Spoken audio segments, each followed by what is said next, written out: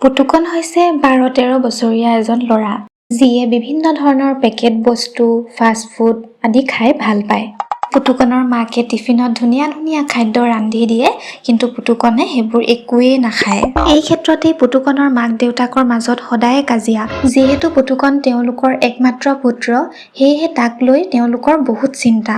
একো কথা শুনাব পৰা নাই। দিনে দিনে ইয়াৰ উৎপাত বাঢ়িহে গৈ আছে। ইয়াক মজা ওলাব লাগিব। এদিন পুতুকণ স্কুলৰ পৰা আহি মাকক সুধিছে, অ মা, মোক বৰ ভোক লাগিছে, কিবা এটা খাবলৈ দিয়া না। আজি টিফিনত যি সোপাহে বনাই দিছা, ইমান বেয়া বেয়া বস্তু খাবলৈ দিছা। পুতুকণ, মই তোমাক আপেল 2টা, পুৰি, চব্জি ইমান ধুনীয়াকৈ দিছোঁ, কেনেকৈ বেয়া হ'ব পাৰে? বাৰু ব'লা ব'লা, মই তোমাৰ কাৰণে ধুনীয়াকৈ ভাত আৰু পনীৰ ৰান্ধি থৈছোঁ। ভাত আৰু পনীৰ, মই সেইখিনি আৰুহে বেয়া পাওঁ। বেয়া পোৱা? তেতিয়াহ'লে তুমি কি বিচাৰিছা খাবলৈ? মোক চিপছ লাগে আৰু পেপচি। পুতুকণ, মই তোমাক কেনেকৈ চিপছ আৰু পেপচি দিওঁ এতিয়া? মোক পইচা দিয়া, নহ'লে মই চিপছ আৰু পেপচি কিনি আনো। এনেকৈ পুতুকণে পইচা ল'বলৈ জিদ কৰিলে আৰু মাকেও উপায় নাপাই পুতুকণক পইচা দি দিলে। সিও বেগেতে দোকানলৈ গ'ল নিজৰ চিপছ আৰু পেপচি কিনিবলৈ।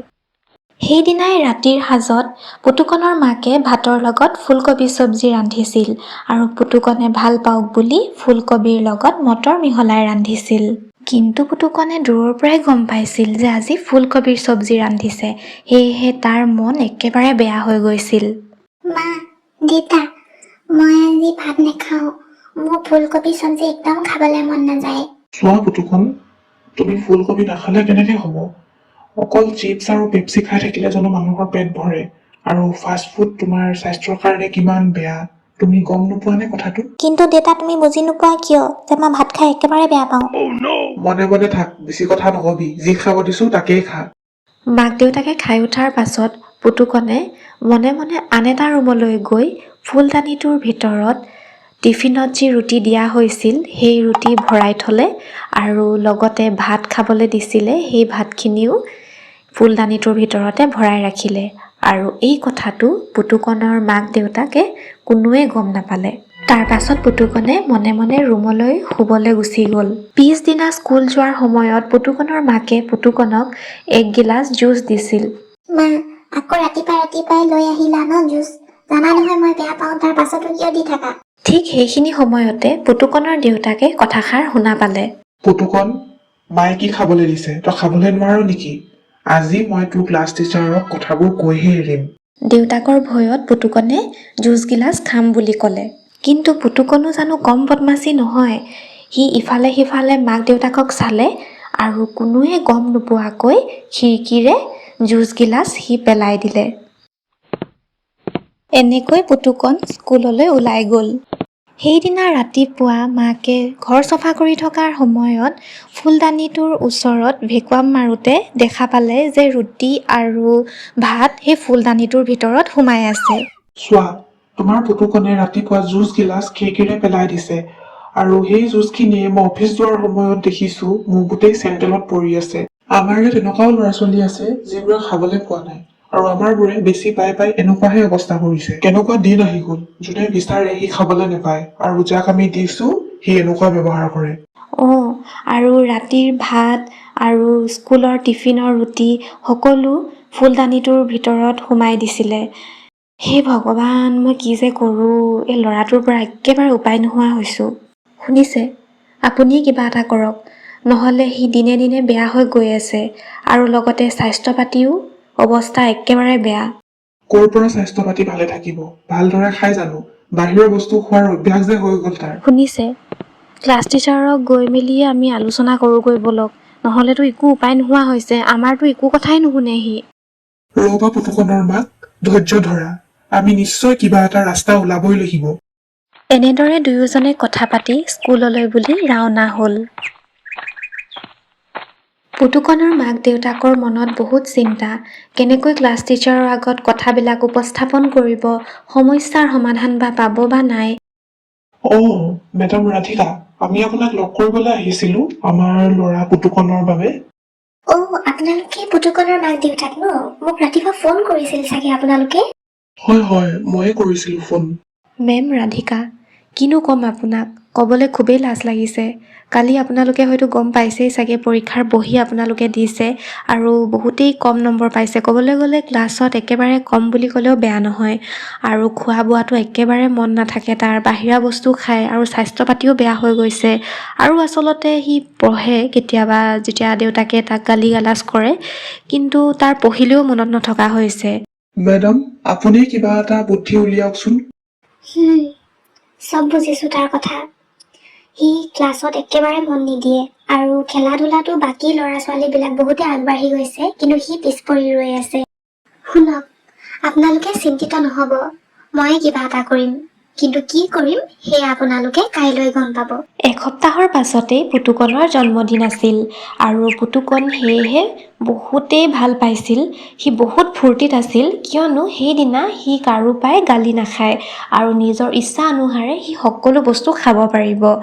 আৰু তাৰ বন্ধুবৰ্গকো নিমন্ত্ৰণী জনোৱা হৈছিল, কিন্তু লগতে সিহঁতৰ ক্লাছ টিচাৰ মেডাম ৰাধিকাকো নিমন্ত্ৰণী জনোৱা হৈছিল।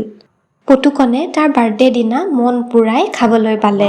সি পেপচি, বাৰ্গাৰ, পিজ্জা, চাওমিন আৰু তন্দুৰী চিকেন মন পূৰাই খালে। পুতুকণ, তোমাৰ জন্মদিন উপলক্ষে আজি মই এই গছ পুলিটোৱে উপহাৰ স্বৰূপে আনিছো। তুমি গ্ৰহণ কৰিবানে? চাবা কিন্তু পুলিটো যাতে কেতিয়াও মৰহি নাযায়। মেম, নিশ্চয় গ্ৰহণ কৰিম। আপুনি ইমান ধুনীয়া উপহাৰটো দিছে, গছ পুলি। এনেদৰে পুতুকণে গছপুলিটো গ্ৰহণ কৰিলে আৰু নিজৰ ইচ্ছা অনুযায়ী ঠাইডোখৰ বাছি পুলিটো ৰুলে। পুতুকণ, মেডামে দিয়া গছপুলিটো তুমি ভালকৈ ৰুইছানে? আৰু তাত পানীও দিব লাগিব নহয় ভালকৈ, নে তুমি বেলেগ কিবা দিছা? মা, মই মাত্ৰ পানীহে দিছো। তোমাৰ গছপুলিটোক পানী দিলে হ'ব জানো পুতুকণ? ভাবি চোৱাচোন, তুমি যেনেকৈ চিপছ খোৱা, পেপচি খোৱা, তেনেকৈ চাগে তোমাৰ গছপুলিটোকো সেইকেইটা বস্তুৰে প্ৰয়োজন। মা, গছ পুলিত পানী দিলেহে ভাল হয়। তুমি মোক চিপছ আৰু পেপচি দিবলৈ কৈছা যে। তুমি জীয়াই থাকিবলৈ যেনেকৈ চিপছ আৰু পেপচি গ্ৰহণ কৰা, তেনেকৈ তোমাৰ গছপুলিটোও চাগে বিচাৰিব পাৰে, সেইকাৰণেহে কৈছোঁ। মই দেখোন চিপছ আৰু পেপচিয়ে খাওঁ, গতিকে মোৰ গছ পুলিটোকো মই পেপচি আৰু চিপছকে দি দিওঁ, কিজানিবা আৰু ধুনীয়াই হৈ যায়। এনেদৰে পুতুকণে গছপুলিটোৰ গুৰিত চিপছ আৰু পেপচি দি দিলে। দেউতা, মই গছ পুলিটোৰ গুৰিত চিপছ আৰু পেপচি দিছো, কিন্তু পুলিটো ডাঙৰ নহয় আৰু দেখিবলৈও ধুনীয়া নহয়। দিনে দিনে শুকাই গৈ আছে আৰু মৰহি গৈ আছে। কিয় এনেকুৱা হৈছে? মই কি কৰিব লাগিব বাৰু দেউতা? পুতুকণ, তুমি দেখোন চিপছ আৰু পেপচি দিছাই, আৰুনো কি লাগিছে? তুমি যেনেকৈ জুচ আৰু গাখীৰ দিলে নোখোৱা আৰু পেপচি দিলে খোৱা, তেনেকৈ তোমাৰ গছ পুলিটোও তেনেকুৱা হ'ব পাৰে। এনেকৈ পুতুকণে বহুত চিন্তাত পৰি গ'ল, কাৰণ দেউতাক আৰু মাকে তাক চিপছ আৰু পেপচিৰ কথাই ক'লে। গতিকে সি ভাবিয়ে পোৱা নাই কি কৰিব। এপিনে ফুলপুলিটোও মৰহি গৈ আছে। এদিন পুতুকণে নিজৰ ৰুমত বিচনাত আমন জিমনকৈ বহি আছিল আৰু সেই সময়তে পুতুকণৰ মাক দেউতাক গৈ তাৰ ওচৰত উপস্থিত হ'ল।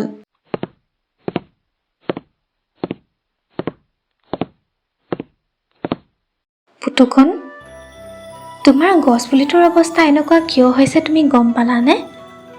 কাৰণ তুমি পানীৰ জেগাত পেপচি আৰু সাৰৰ জেগাত তুমি চিপছ দি আছিলা। চিপছ আৰু পেপচিয়ে যেনেকৈ তোমাৰ গছপুলিটোৰ অৱস্থা বেয়া কৰিলে, ঠিক তেনেকৈ পেপচি আৰু চিপছে তোমাৰ শৰীৰৰ অৱস্থাও বেয়া কৰি দিছে। তুমি গম পাইছানে? পুতুকণ, পেপচি আৰু চিপছ খাই খাই তোমাৰ শৰীৰৰ অৱস্থা যেনেকৈ বেয়া হৈছে, ঠিক তেনেকৈ পেপচি আৰু চিপছে তোমাৰ গছ পুলিটোৰ অৱস্থাও বেয়া কৰিছে।